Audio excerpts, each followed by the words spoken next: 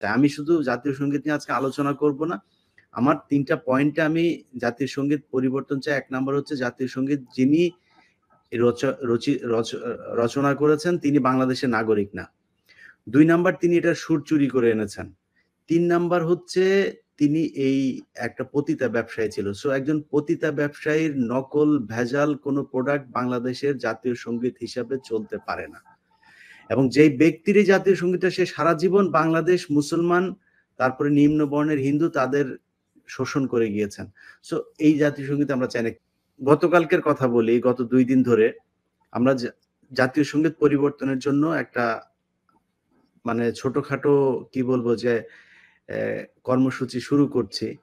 এখন সেটা সারা বাংলাদেশ ব্যাপী ছড়ানোর জন্য যে কাজ সেটার জায়গা থেকে যে গণমাধ্যমকে কাজ করতে হবে, গণমাধ্যম তার উল্টাটা করছে। আপনি গতকালকে যদি কয়েকটা টেলিভিশনে নিউজ দেখেন, তারা নিউজ করছে ৪-৫ জন লোক এক জায়গায় বা ১৫-২০ জন লোক এক জায়গায় দাঁড়িয়ে তারা এই জাতীয় সংগীত গাইছে। সেখানে বলা হচ্ছে অসংখ্য মানুষ, অগণিত মানুষ, শত, শত হাজার, হাজার মানুষ নাকি জাতীয় সংগীত গাচ্ছে।